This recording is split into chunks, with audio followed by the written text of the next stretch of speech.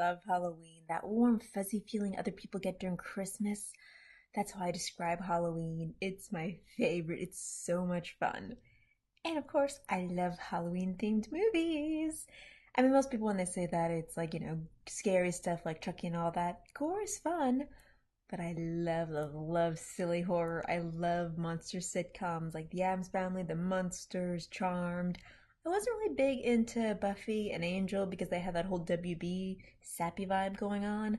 But God, I can rewatch The Addams Family, old, new, weird 90s show, cartoon, all of it. I am a huge fan of that. And oh, it's why I loved Monster High because just the idea of monsters being actually really sweet, nice people and still having their strange, ghoulish charm is just so much fun. It is such a great concept.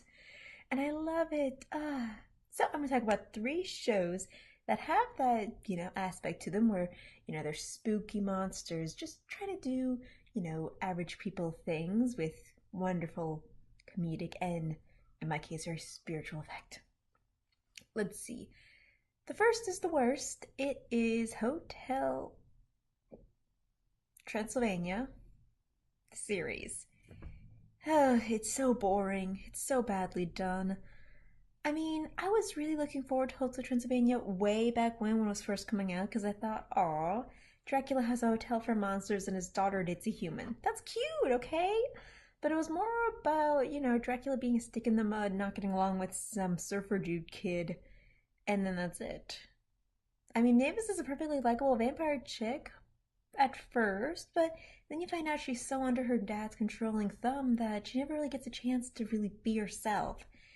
And everything's just by Dracula's permission or idea or blessing, so the show disappointed me. The sequel, I mean, I wanted to like the sequel because it has another element, family drama, where, the humans and the vampires are having mixed opinions on how to raise their shared grandchild. I like that story, but I didn't like the execution because, again, Dracula is such an annoying control freak.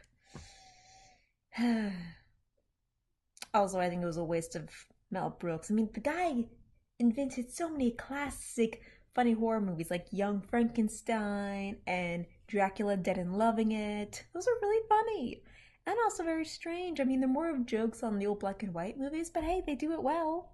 So yeah, Hotel Transylvania, big disappointment to me. It comes out with a show where it revamps everyone to be just the younger friends of Mavis, and instead of Dracula the control freak, we get his sister Lydia, who is kind of this Maleficent wannabe. She's the stick in the mud. Maybe if people had watched Dracula over and over again instead of one time, they would have realized what a douchey character he is. And yeah, the show would not last. Hell, it's not doing much now because, oh, it's so dumb and squishy and none of the problems are interesting. And it's a waste of monsters. Okay, they got a Frankenstein, a mummy, a slime monster, and a really cute vampire chick. And a hotel where all the monsters visit, okay? They could let in and out all kinds of different species of monsters from all over the world. But they don't. They have some stupid slice of life problems or the really cardboard cutout problems. They're not interesting. It's not funny. God, seeing monsters usually just makes me happy, but when they don't do anything interesting, it goes down. So, yeah, Hotel Transylvania? No. Blah, blah, blah. But what cures me of this are two other shows that I don't think anyone watches, and that really makes me mad. So if you're watching this, believe me, they're good. Watch them. One is called Scary Larry, and yet no one has ever heard of this. Hell, even though I found it on YouTube by accident, I could not find any information on it. Okay, no cast and crew stuff, no details, doesn't have an episode guide, nothing. But all the episodes are available on YouTube, all 52. And it is European. I think maybe French. I think, just because of translation. Anyway, it's about monsters in their 20s trying to form a rock band. And at first, that sounds just so silly and Hi Hi Puffy I'm a Yumi like, and that wasn't a great show, but it's actually really addictive. Maybe because it has, I don't know, it has this weird charm of it. Maybe it's a European thing to it. But the characters are actually pretty good friends to each other, and when they're not, they're so cool when they use their powers against one another. It's so weird. Plus, the main bad guy of the show, or at least the antagonist, I should say, is Dracula, who's the corrupt mayor of their town, and also, the vampire chick's daddy. And okay, so Victoria is the vampire chick. She's not exactly the lead, but she's the one I'm gonna start out with. She's basically this daddy girl, kind of pink pop princess, turned more rock and roll.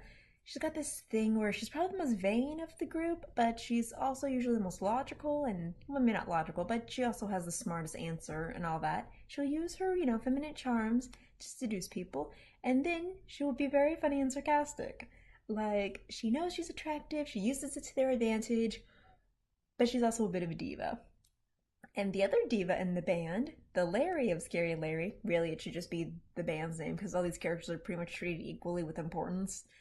Larry is a werewolf and he looks like Michael Jackson with his red coat and he's basically just, the frontman guitarist. He's a jerk. He's angry all the time, but it's kind of like a Donald Duck angry, so that part's funny. And whenever he's always a werewolf, like he's just always all hair, he's got these beady little eyes, so he's a cute design. But when he's really pissed off, and that's usually when he's fighting with Victoria, he like triples in size and he becomes an actual terrifying werewolf, and that's just really cute. He's also their manager, so yeah, I can't tell if the band is actually doing good or bad. I don't think they're doing great. Like, they're not super famous. Most of the plots are where, they're trying to get more attention, or they're just really broke and they're trying to find new ways to make up for stuff, or one of their relatives comes over and their wacky powers make something crazy. Like, oh my goodness, a monster that never gets used, Cthulhu! And they show his name Carl. He's this tiny little alien dude. He's basically the dad of the group. He's very sweet. He's also very concerned, and he loves rabbits, and I love rabbits, so I feel him there. When he's pissed off, he turns 100 times bigger and scarier, and he will swallow them if he wants to. Like, they kind of take advantage of his tidy personality, but they never really take advantage of him because they know he can eat them, and he has once. Or twice. It's funny. It's so funny. It's like they're not scared to actually hurt each other. I love it. Let's see. Ooh, and then we get the mummy character who has such an interesting design. She only has one big eye and she's always wrapped up. And she's kind of like the Velma of the group, She's the smart one. She's also probably the kindest one. She's the bass player. Carl works on keyboard. But yeah, her sarcasm is so funny. Oh, and she has so many good little one-liners. Oh. And I love how, yeah, even though Carl and Victoria are pretty smart, she is the smartest. She's the one that will know different languages and come up with the best, solutions to the problems. It's great. The fifth one is Frank, and the Frankenstein character has been done many times with other examples, where he's just the big goof. This one is, of course, a big goof. He's the drummer, but he's also a little bit of a pervert, and in a beguiling way, I like it. So yeah, all these kids have these wacky adventures, with evil rival band members or musicians, their landlord, who I swear looks like Laguna Blue if she had more of a Paracelsus thing going on. She even carries around a little piranha like it's her doggy. Let's see. Ooh, Frankenstein's monster, or his creator, Frankenstein, had a son in this world. I think they're just called Von Simon, which is a pretty good idea. And he does not like his so-called brother at all, even though his brother loves him, and that's just really sweet and complicated. And yeah, the way they show, it takes advantage of spooky horror stuff, like people dead or undead. Hell, a running joke is that their neighbors complain that they're playing too loud, and their neighbors are the zombies that live in their backyard. That's funny, man. I love that. They introduce the Grim Reaper as if, he's just any other guest. They're not excited to see him, but they also have the pros and cons about being dead. And just the sense of humor is so strange, and I love it. So, Scary Larry, if you don't mind some subtitles, watch it. It's so funny. I'm really surprised it doesn't have a cult following. It's so funny. The other one that is much newer, Scary Larry came out in 2014, and just the newer one that's coming out with new episodes is Bunnicula. Now, Bunnicula is based on this little story I used to read as a kid. It was that and the Bailey School Kids, and that's a book series about, vampires don't wear polka dots. It's this kind of backward story where these kids notice that a lot of adults in their towns are actually monsters and mythological creatures that have mundane jobs. It's no, genies can't ride bicycles. Yes, they can. Be nice to your neighbors. But anyway, Bunnicula was kind of a silly homeward bound kind of story where, the rabbit happened to be a vampire. It was pretty obvious, but no one wanted to talk about it. This cartoon is so much better than the book, okay? Bunnicula's a monster. He's not just a vampire. He is a Beetlejuice, jack of all trades, up and down, left and right, powers a genie monster, and he's fabulous. He reminds me of Stitch. He's wonderful.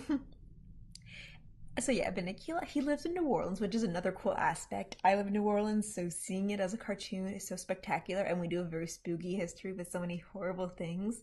So yeah, it makes a lot of sense that monsters would live here. A couple do, I've met them. Anyway, so yeah, that aspect is just really cool visually, and it also has this, adventures of Billy and Mandy, that grim sort of dark humor, because this show can get very dark like with a sense of humor. It can be cruel to the cat character, Chester, who, he tries so damn hard. He's kind of like Squidward. You feel sorry for him, but not too much. And then there's Harold, he's the big beluga. He's just the goofball who somehow understands it, but at least he's friendly to all of Bunnicula's terrifying monsters. Friends. He's nice. I give him credit for that. But yeah, Chester is just that naysayer, but he secretly does like Bunnicula. They kind of have this like rivalry. I'm always trying to like, throw garlic on your face thing, but Bunnicula's clever, so it's like, that doesn't really hurt me. But you try. Yeah, they all love their owner so much, and as a pet lover, it's really sweet to think that, your pets love you too. So yeah, if you haven't seen Bunnicula, I highly recommend it. I really, really recommend Bunnicula and Scary Larry. Scary Larry is not right for everyone. It is not as dark as Bunnicula, but still, if you love monsters and you just like sappy teen problems, it's really good. Hotel Transylvania. No, I wish it was better than what it was. Hell, if I was in control of Hotel Transylvania, it would be about Mavis and Johnny going on adventures around the world and then meeting monsters around the world. They would be a cute duo. Okay? God, it's such a waste of potential. Like, Johnny is dumb, but he's wise because he's, been everywhere. He's actually lived his life. Where Mavis is pretty smart, but she's also naive. And that would just be an interesting little duo, like Mulder and Scully. Even though they were both equally intelligent, Mulder was more open to the crazy. Scully was the naysayer. But no, Johnny wouldn't really be a naysayer. He would just believe it and they would just, hang out. Oh, God. Seriously, I wish somebody would have asked me before making the series. I would have had great ideas. Oh well, so that's my recommendations. Watch those two wonderful Halloween shows and have a happy Halloween! Boo.